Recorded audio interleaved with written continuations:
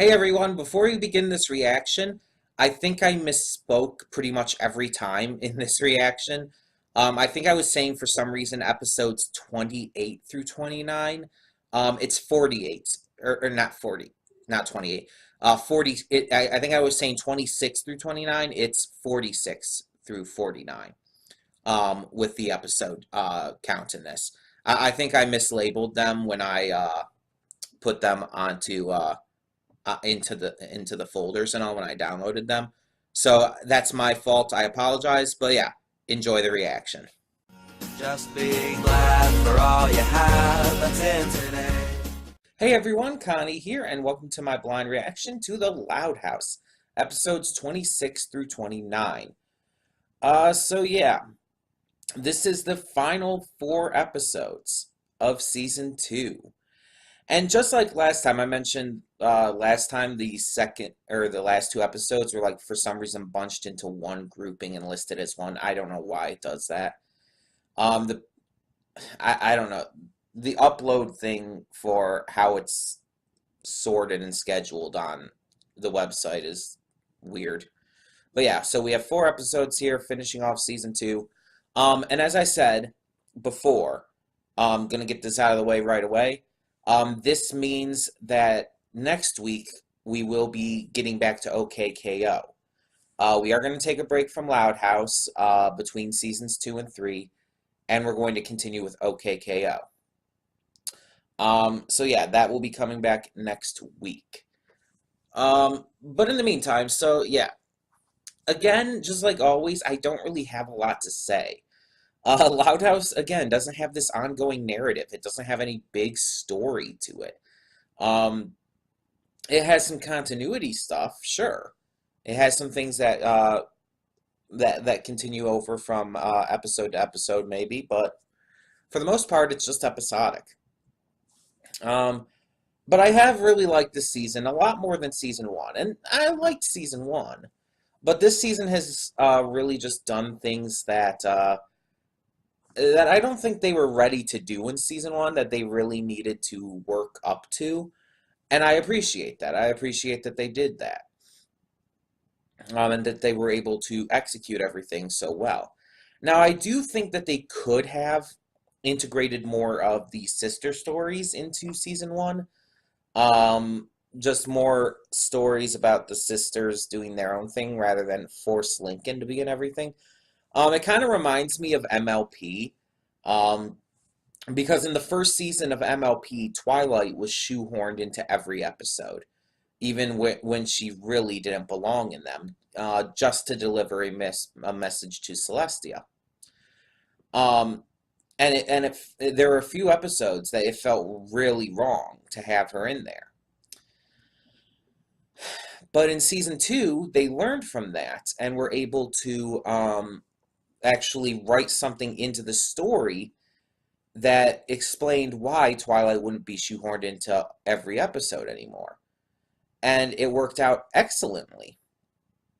And with this series, with Loud House, it wasn't quite the same, but it feels like they're going in that same route. They're not getting rid of Lincoln's episodes or episodes that even have Lincoln in them while still revolving around other characters.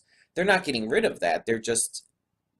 They're showing that they're able to do stuff without him at the same time. And I can appreciate that. So, yeah, I don't know exactly what we're going to get with these last 4 episodes of the season, but I'm hoping there's something enjoyable. I'm hoping there's something good, and we'll just have to see. So, when the screen fades to black, pause this redirect and go to the description below. Follow the link to the reaction, and after you watch it, come back here to the redirect and resume play. Because after it fades to black and then fades back in, everything from that point forward will be my afterthoughts, and will contain spoilers to the episodes. So that being said, thank you so much for tuning in, and I will see you at the reaction. Okay, and we are back, and we'll begin with spoilers in 3, 2, 1, now. This was actually a really good set of episodes. Not like the best necessarily, but I really actually liked these. So, going in order here. The first episode we had centered around this toy. So Lily is crying, and the others are just trying to figure out how to get her to stop. Um, so they end up finding a toy that used to belong to Lori, but it ends up getting super annoying to the point where they have to get rid of it. They throw it in a dumpster. Um, this makes Lily super depressed, and they realize that maybe they were wrong to do that, and that they'd be willing to put up with it for the sake of their baby sister. But in the end, it gets sent to the dump and is destroyed. So instead, I don't know. I assume they made a costume. Um, and Lincoln dressed up as the fox, and they sang the song to Lily and had fun with her. Um, it was a very cute, fun episode, and very realistic in a way.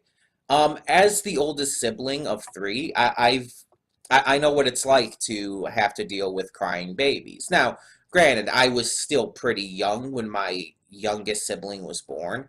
My younger brother, Jared. I was still pretty young when he was born. I was only like 7 years old. But still, it's like I still know what that's like. And on top of that, I have worked with children at a couple churches I've been to. And I've just, in general, I have younger cousins as well. So I've been around them when they were babies and toddlers and all. Either way, I know what it's like. And I can understand how a toy like that can definitely get annoying. But you want to do anything to make them happy. You want to do anything to make them smile. So yeah, it was a very cute, fun episode, and I really enjoyed it. Um, After that, though, we had episode 27. And this is one I really want to talk about a bit here because it luckily went in a good direction, but I was worried at first. So at the beginning, it shows all of the siblings and even Rita obsessively focused on their phones. Um, and Lynn Sr. gets annoyed by this because he feels like they're just too attached to their technology and not really like actually spending any time together or anything. And it was worrying me because I was afraid that this episode was going to go in a direction that demonized uh, being attached to electronics and the internet and whatnot. I was worried that it was going to try and demonize that and try to paint it as bad because a lot of shows, a lot of movies, a lot of whatever have done that. But actually, no, it didn't. In fact, like right after this was brought up and everything, the kids go to show their father how important and useful technology can be. It can make communication faster with stuff like text messaging. It can make it easier to find information. Hell, technology is used in important fields such as the medical field. Technology has improved the lives of humans, just completely, undeniably. Our the lives of humanity and our society in general have been nothing but improved by technology. And sure, you can be over obsessed with it, and that is what they showed here. That you can and should take breaks from it. And here's the thing. I am very attached to technology and the internet.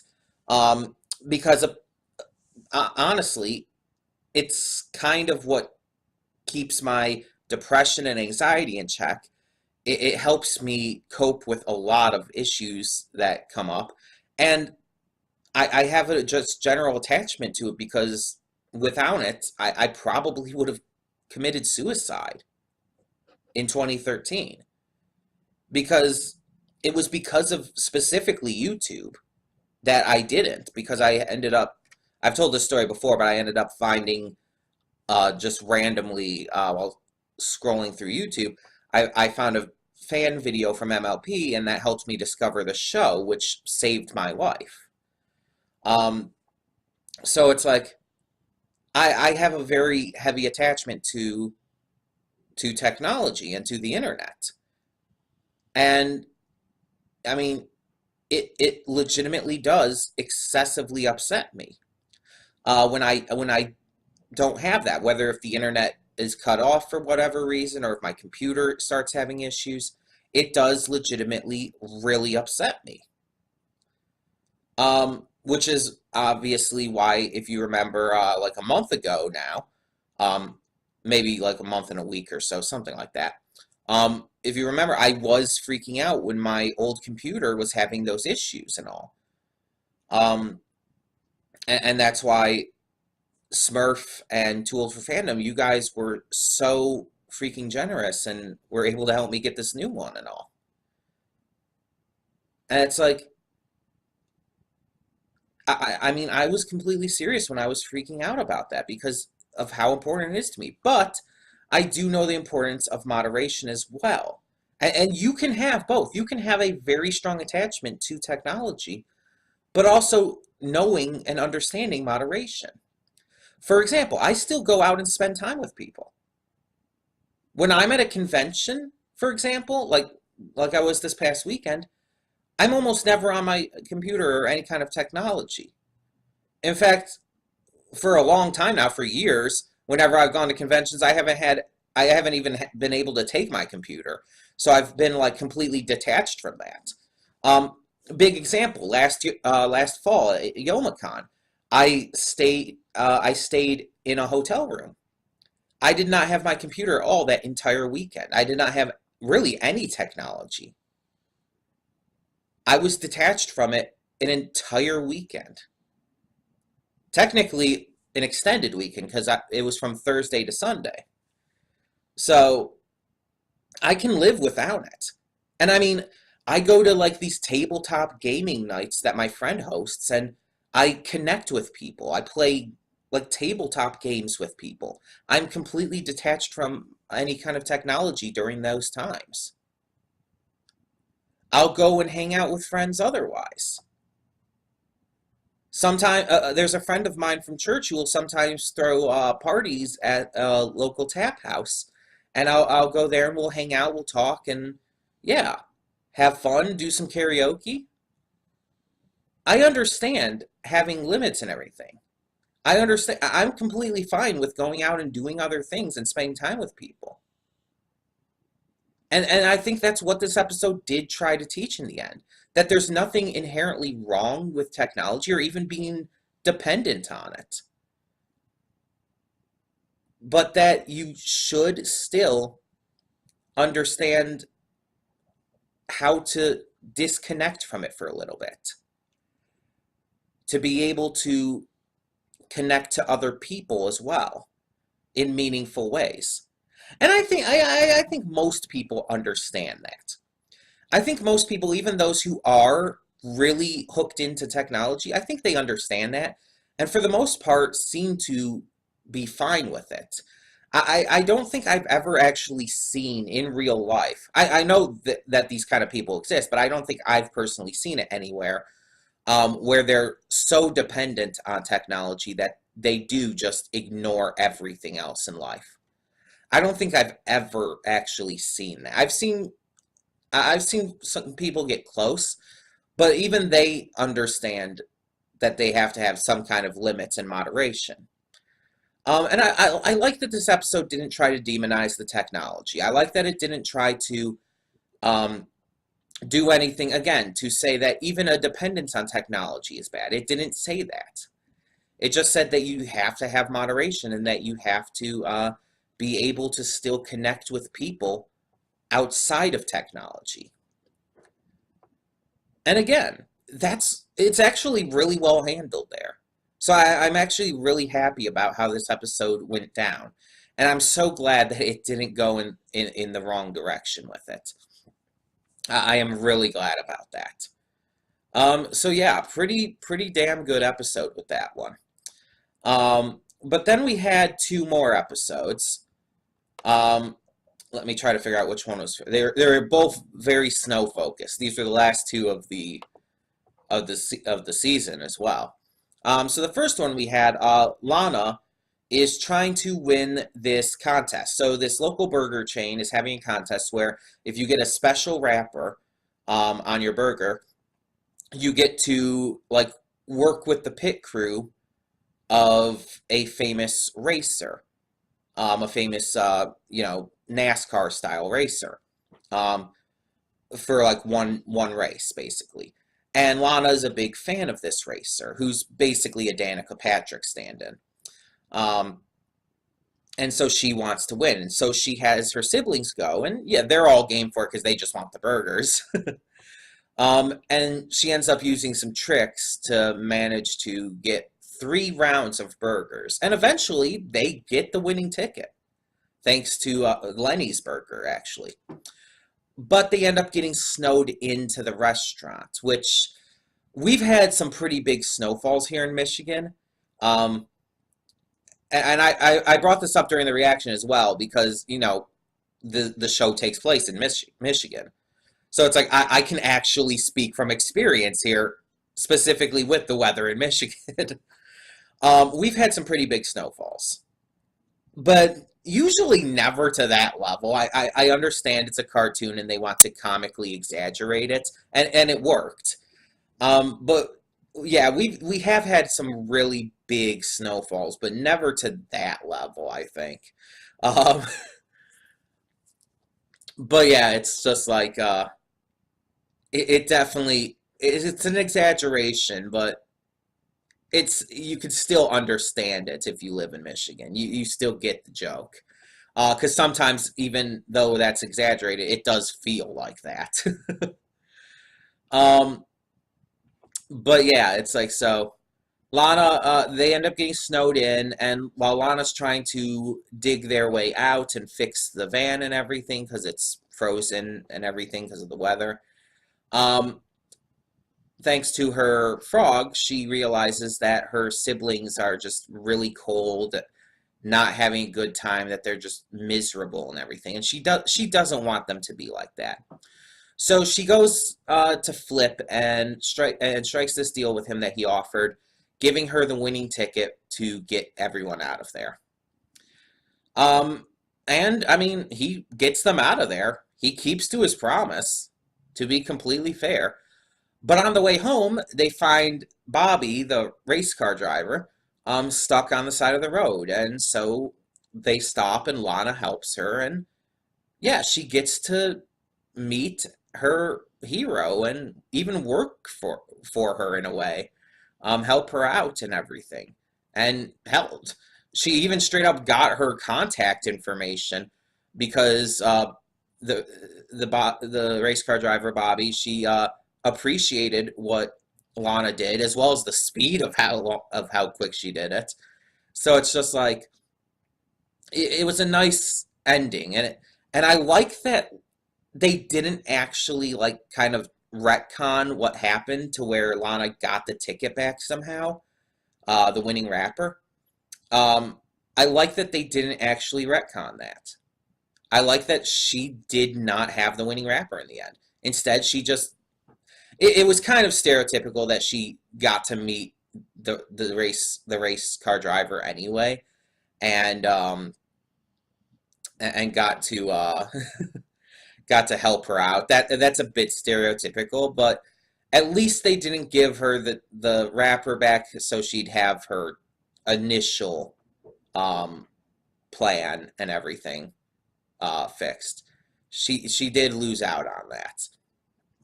Um, but then our final episode has Lincoln going with Clyde and his fathers to a little vacation, a little winter vacation.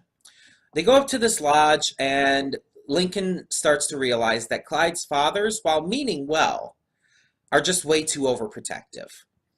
And he tells Clyde about this, and Clyde realizes that he's right. And so they try to talk to them, and they agree to try to be less overprotective, but aren't really doing well at it. So Clyde gets upset and initially goes to this ramp of insanity to try and sled off, freaking everyone out.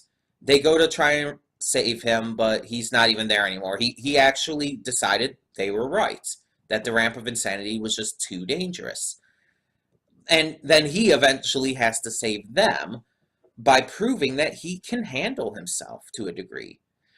And the episode definitely was trying to teach the message that there's nothing that inherently wrong with being protective to a degree and trying to keep your children safe.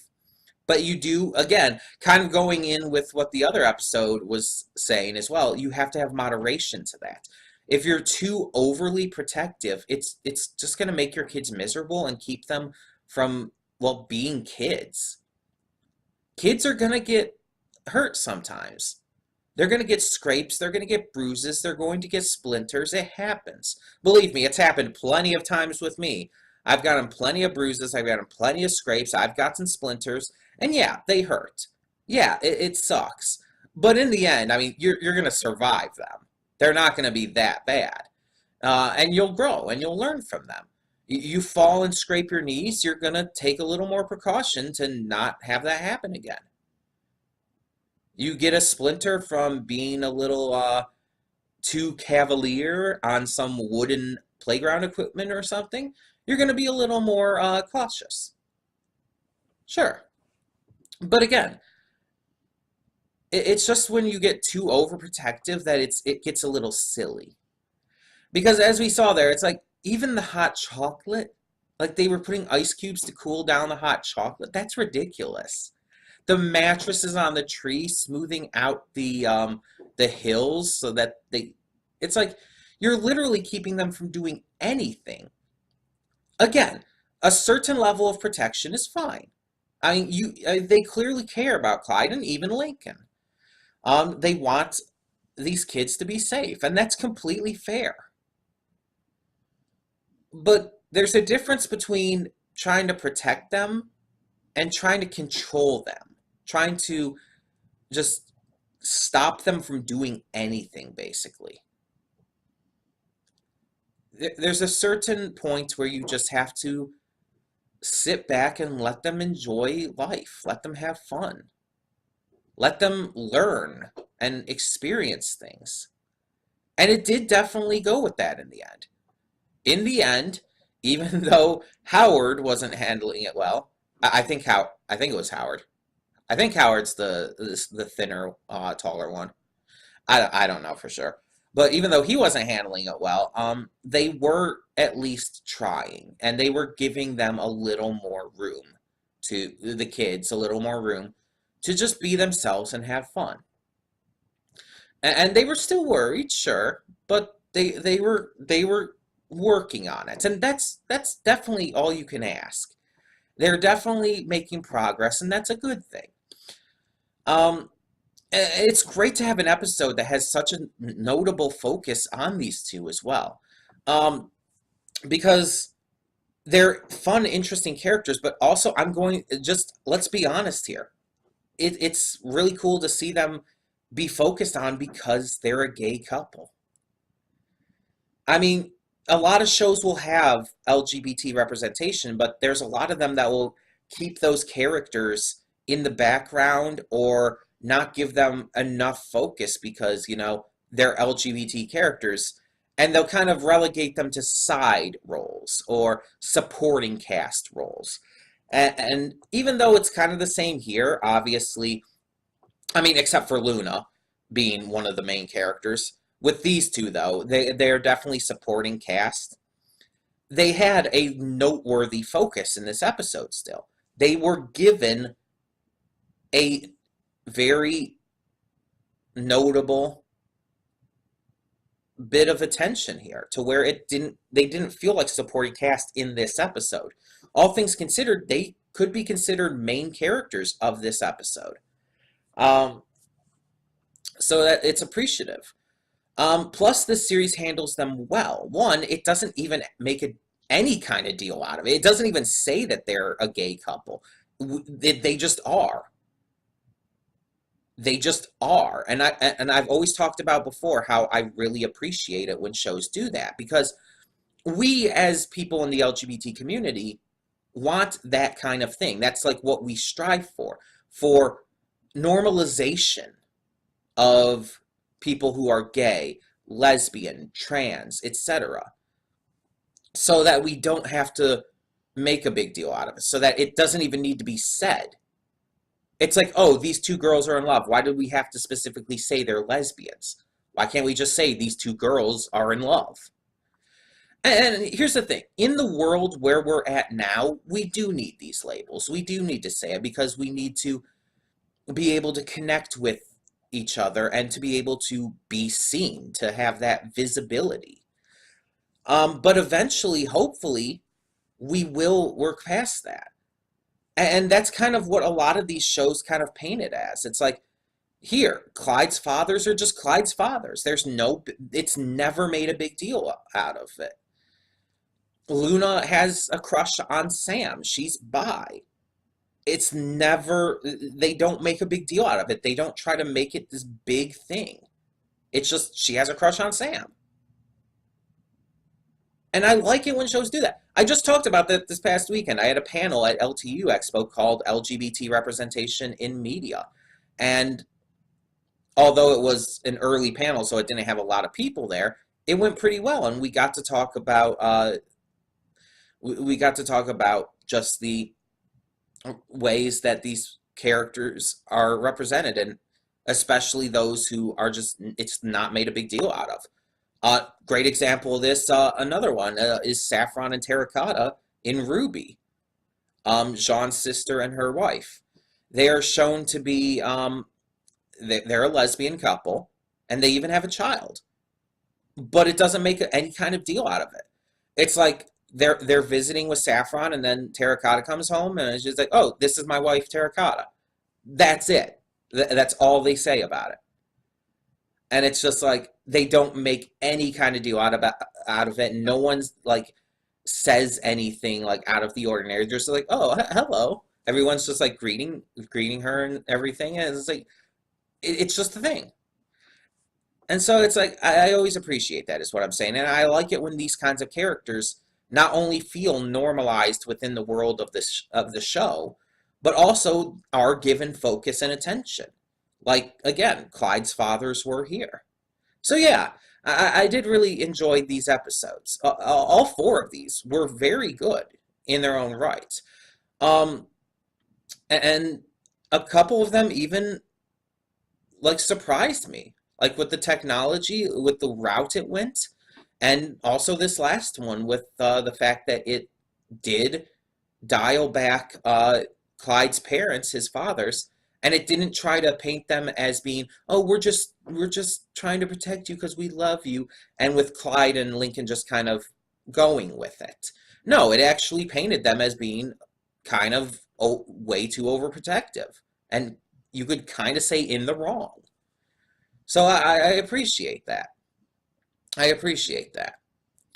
So yeah, this was a good way to end out season 2. Some very, very good episodes here. So yeah, as I said in my pre-thoughts, though, we will be moving on to return to OKKO next week. We will be getting to season 3 of Loud House for sure. You don't have to worry about that. We're just going to take a little break between seasons and kind of get to some other stuff. We're going to finish out the first season of OKKO. That's going to be our next step. And then after that, we'll just kind of play it by ear and see where we go from that point on. We might go straight into more Loud House at that point. We might do something else. I'm kind of thinking, my plan, I think, is that we're going to possibly go back to regular show. I think we're going to finish off OKKO and then go to regular show. And it's basically, we're going to keep Tuesday reactions to those kind of three shows and all, and just like switch back and forth between them. We'll see how it goes. Out of the 3, regular show is definitely the one I like the least, but I do still enjoy it. We'll kind of see how it goes. So yeah. Next week, OKKO returns, and we'll go from there. In the meantime, tell me what you thought of these episodes of The Loud House, and thank you so much for tuning in. For now, I'm Connie, and I'm signing off. See y'all next time. And though you've come through many obstacles,